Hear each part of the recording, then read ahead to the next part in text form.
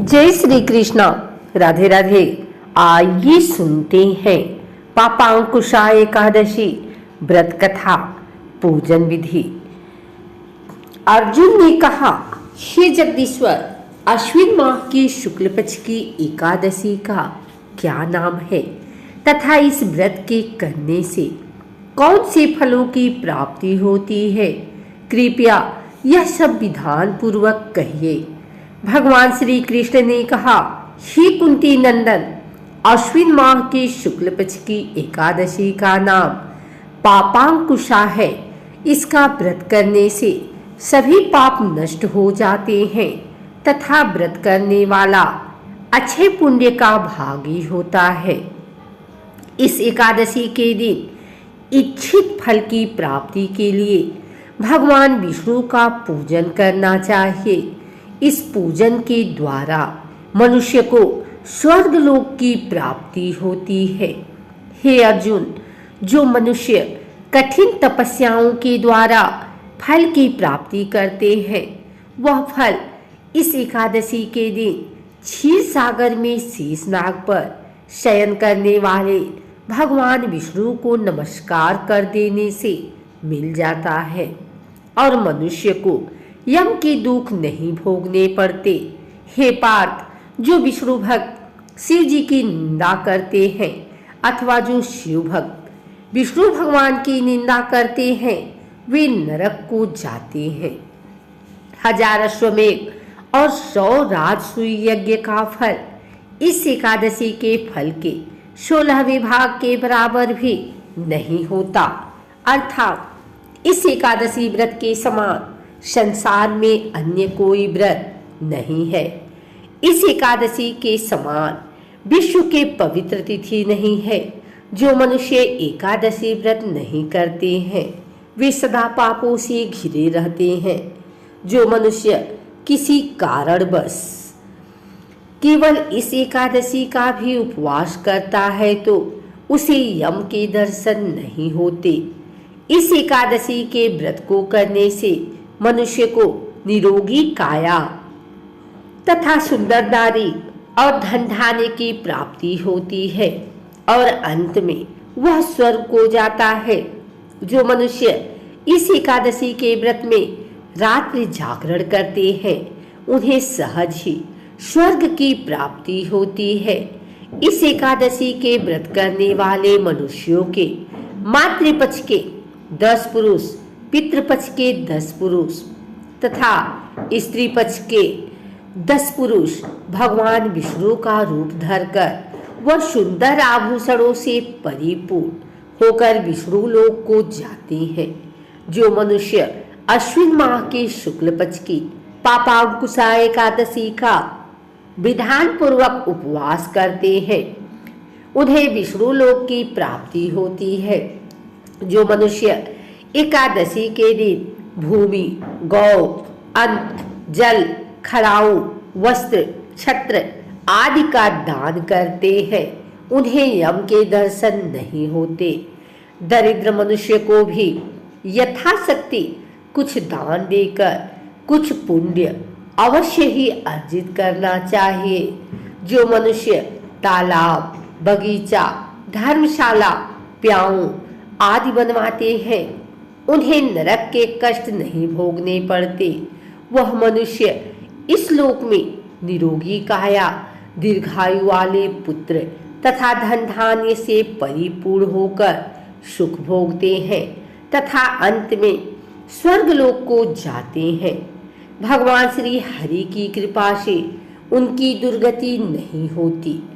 मनुष्य को पापों से बचने का दृढ़ संकल्प करना चाहिए।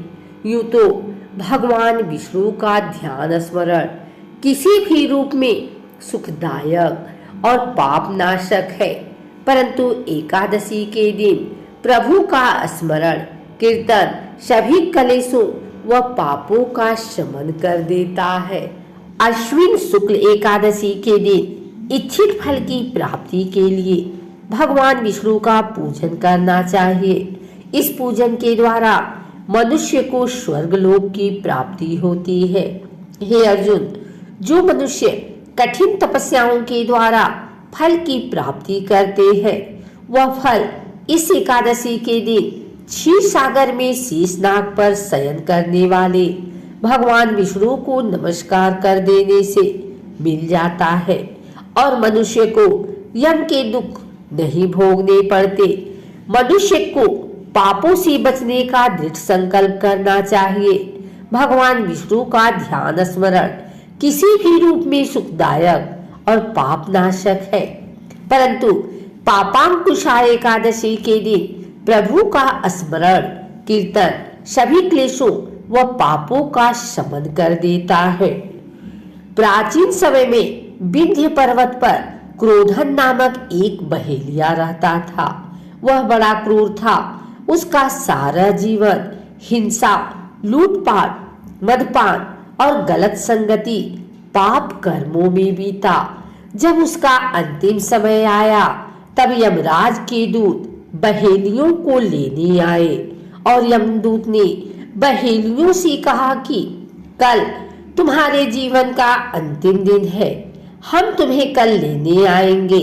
यह बात सुनकर बहेलिया बहुत भयभीत हो गया और महर्षि अंगीरा के आश्रम में पहुंचा और महर्षि अंगीरा के चरणों पर गिरकर प्रार्थना करने लगा, हे ऋषिवर, मैंने जीवन भर पाप कर्म किए हैं, कृपा कर मुझे कोई ऐसा उपाय बताएं जिससे मेरे सारे पाप मिट जाएं और मोक्ष की प्राप्ति हो। उसके निवेदन पर महर्षि अंगीरा ने उसे अश्विन शुक्ल की पापांकुशा एकादशी की विधि पूर्वक व्रत करने को कहा। महर्षि अंगीरा के कहे अनुसार उस बहेलिये ने यह व्रत किया और किए गए सारे पापों से छुटकारा पा लिया और इस व्रत पूजन के बल से भगवान की कृपा से वह विष्णु लोक को गया। आइए सुनते हैं पापांकुशा एकादशी पूजन विधि। सुबह जल्दी उठकर स्नान आदि से निवृत्त हो जाएं। घर के मंदिर में दीप प्रज्वलित करें। भगवान विष्णु का गंगा जल से अभिषेक करें। भगवान विष्णु को पुष्प और तुलसी दल अर्पित करें। अगर संभव हो तो स्थिर व्रत भी रखें। भगवान की आरती करें। भगवान को भोग लगाएं। इस बात का विशेष ध्यान रखें कि भगवान को सिर्फ सात्विक चीजों का भोग लगाया जाता है। भगवान विष्णु के भोग में तुलसी को जरूर शामिल करें।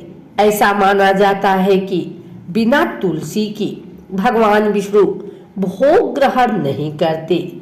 इस पावन दिन भगवान विष्णु के साथ ही माता लक्ष्मी की पूजा भी करें। इस दिन भगवान का अधिक से अधिक ध्यान करें। श्री विष्णु जी का चित्र अथवा मूर्ति, पुष्प, नारियल, सुपारी, फल, लौंग, धूप, दीप, घी, पंचामृत, अक्षत, तुलसी दल, चंदन, मिष्ठान भगवान विष्णु की पूजा सामग्री है। अगर आपको हमारी वीडियो अच्छी लगी हो तो इसे लाइक करें, कमेंट करें, शेयर करें। हमारे चैनल को सब्सक्राइब करके बिल नोटिफिकेशन ऑल पर सेट कर लें ताकि आगे आने वाली वीडियो सबसे पहले आप तक पहुंच सके। धन्यवाद।